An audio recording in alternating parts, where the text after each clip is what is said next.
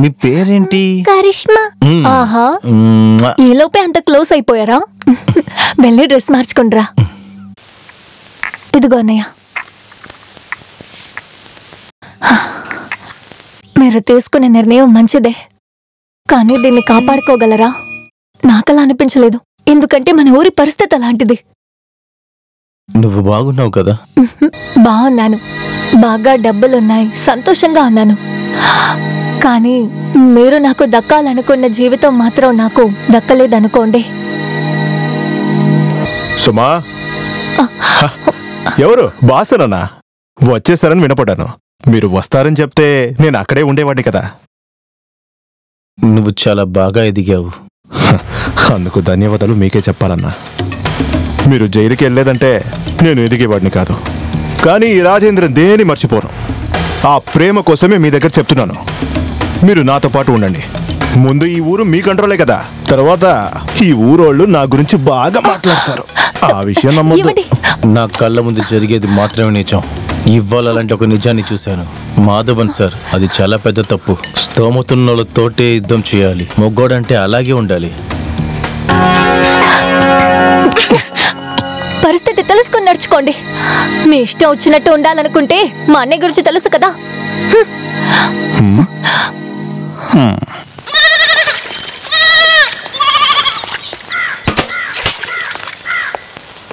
బోసన్నయ్య, ఎవరది? పనికెళ్తున్నావా? అవును. నాన్న ఇప్పుడు ఎలా ఉన్నారు? ఏ సమస్య లేదు, కానీ ఆయన చాలా బాధపడుతున్నారు. ఎందుకు? నా గురించి ఆలోచిస్తున్నా? దానికి సారేం తప్పు చేశారు? జైలుకెళ్ళింది ఒక విధంగా మంచిదే. జీవితంలో నాకు ఒక మార్పు వచ్చింది. చేసిన ప్రతి తప్పుని నేను సరిదిద్దుకోవాలి. దానికి ఒక అవకాశం ఇమ్మని కోరుకుంటున్నాను. ఒకే ఒక అవకాశం ఉంది. చనిపోయిన ముస్తఫా చెల్లి అమ్మగారు ఇక్కడే ఉన్నారు. మీరు ఒక్కసారి వెళ్ళి వాళ్ళని కలవండి. నిజం చెప్పాలంటే ఈ విషయం చెప్పడానికి ఇక్కడికి వచ్చాను.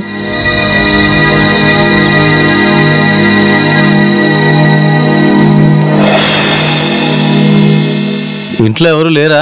ఎవరది?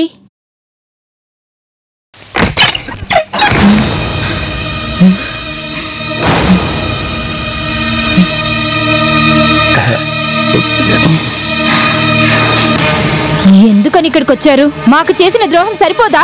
ఎవరమ్మా? బాసి వచ్చానమ్మా. బయటికి పోవయ్యా, నీకు ఇక్కడేంటి పని? వచ్చింది క్షమాపణ అడగడానికి. వద్దు, నువ్వేం చెప్పొద్దు. నువ్వు ఒక ద్రోహివి. ముందు నా కొడుకుని హత్య కేసులో ఇరికించావు, తర్వాత వాణ్ణి చంపేశావు. నువ్వు నాశనం అయిపోతావు.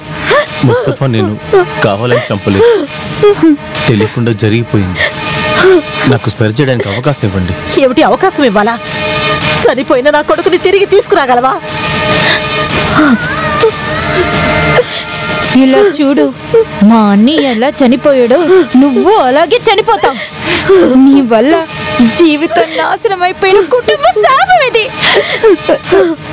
నాశనం అయిపోతావు, మట్టిలో కలిసిపోతావు.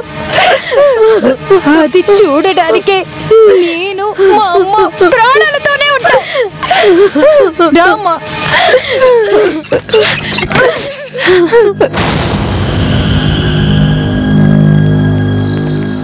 ఎవరూ నన్ను అర్థం చేసుకోవట్లేదు. కలిసి ఉందామని కాళ్ళు పట్టుకుని బతిలాడాను కదా, వినలేదు. ఇప్పుడొచ్చి అతనికి ఉన్నది ఒక కొడుకు. అతని కొడుకుని నువ్వే చంపేశావు. అతని దుఃఖాన్ని నువ్వే గ్రహించాలి. చూడు, అతను ఇక్కడ ఉండేది నీ రక్తాన్ని కళదొట్టడానికి కాదు.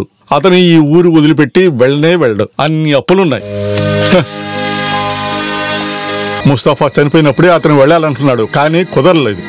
ఇప్పుడు రాజేంద్ర దగ్గర అప్పు తీసుకున్న వాళ్ళలో ఇతను కూడా ఉన్నాడు. వాళ్ళ అమ్మాయి ఒక పనికి వెళ్తుంది. ఆ కుటుంబానికి ఉన్న ఆధారం ఆమె ఒక్కతే. మ్యారేజ్ బ్రోకర్ గారు వచ్చినప్పటి నుంచి నా పనులన్నీ ఆగిపోయాయి. అందువల్లే ఈ కొట్టు పెట్టుకుని ఎలాగో బతుకు ఈడుస్తూ వస్తున్నాను. అవును బాసు, నువ్వెందుకొచ్చావో చెప్పలేదే? ఒక పెళ్లి కొడుకు కావాలి. మీ చెల్లాయి పెళ్లి అయిపోయింది కదా. ఇది వేరే చెల్లి, శాలినికి. ఓ, నేను కూడా ఎందరో అబ్బాయిల్ని వెతికాను, కానీ ఆవిడ దగ్గర అసలు డబ్బులు లేవుగా. ఈ రోజుల్లో డబ్బున్న వాళ్ళకే పెళ్లిళ్ళు జరగడం లేదు. ఎలా? డబ్బులు నేను ఇస్తాను, కానీ వాళ్ళకి తెలియకూడదు. తెలిస్తే ఒప్పుకోరు.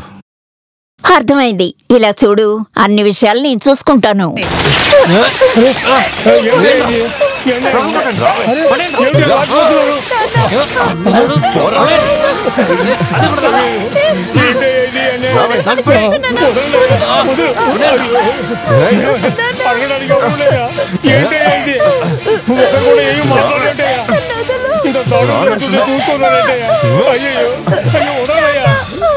ఇప్పుడు మర్యాదగా అమ్మాయిని కింద దింపుతావాలి.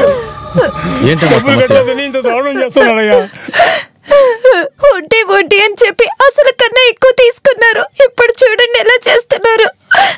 ప్రశాంతంగా పడుకుని ఎన్ని రోజులైందో తెలుసా? ఇతను నా దగ్గర తప్పుగా నడుచుకుంటున్నాడు.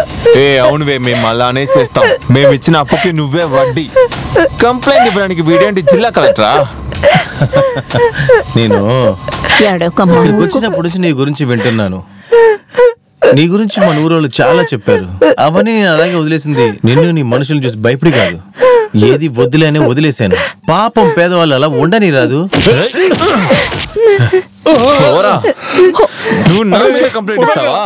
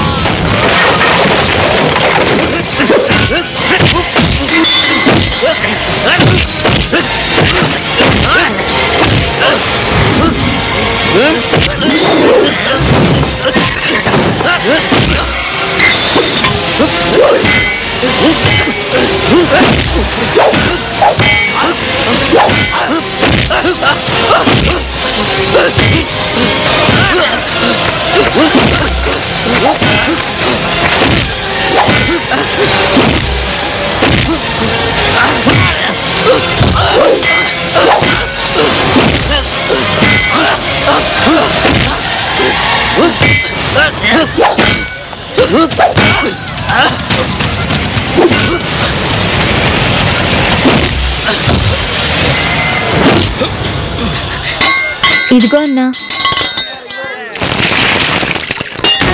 ఇది నా ఊరు, నీ ఊరు కాదు. ఈ ఊర్లోకి వచ్చి ఆడవాళ్ళ దగ్గర తప్పుగా నడుచుకున్నావో చంపేస్తాను. ఎవరో తెలుసా? బాసురా. వెళ్ళు, పారిపక్క నుంచి.